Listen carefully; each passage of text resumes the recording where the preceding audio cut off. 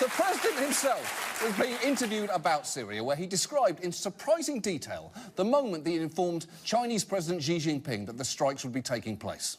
I was sitting at the table, we had finished dinner, we're now having dessert, and we had the most beautiful piece of chocolate cake that you've ever seen, and President Xi was enjoying it. And I was given the message from the generals that the ships are locked and loaded. What do you do? And we made a determination to do it. Only Donald Trump could use a conversation about missile strikes in the Middle East to advertise the cake at Mar-a-Lago. Which, by the way, you might want to think twice about trying, given that just this week it was reported the club's kitchen was cited for 13 health code violations for, among other things, fish that had not undergone proper parasite destruction and storing ham at 57 degrees. Because nothing says upscale dining like lukewarm ham with a side of tapeworm. And if you're thinking, well, hold on, perhaps the president brought up the cake because he wanted to be extra precise about every single detail. Well, let's rejoin that interview just 1 minute later. So what happens is, I said, we've just launched 59 missiles heading to Iraq. Well, you headed to Syria? Yes, heading toward Syria. I honestly wish she just kept naming places to see if he kept agreeing with her. Headed to Egypt, yes, headed to Egypt. Headed to Dollywood, yes, headed to Dollywood.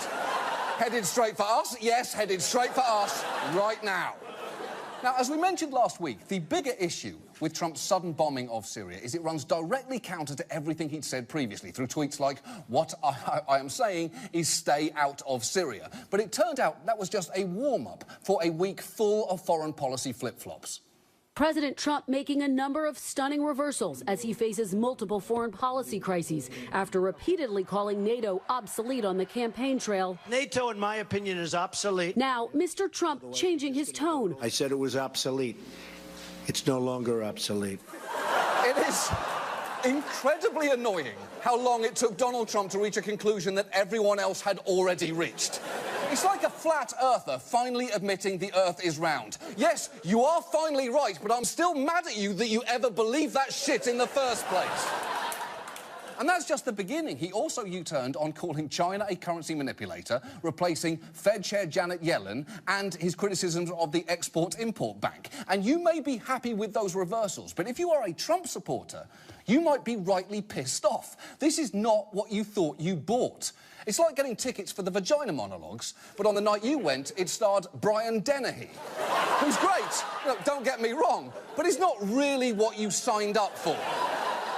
And sometimes Trump's 180s seem to happen in real time. For instance, his long-standing belief that North Korea could easily be taken care of by China apparently changed moments after he brought it up to Xi Jinping. Mr. Xi then explained the history of China and Korea. Mr. Trump said, after listening for 10 minutes, he said, I realize it's not so easy. Xi Jinping got him to completely change his mind after just 10 minutes. And how did he even explain something that complicated in so short a time? I genuinely want to know that. Because if this show did a segment on grapes, we'd need 20 minutes and an appearance from a marching band. The president seems to change his mind based on any information that is new to him, which seems to be almost any information.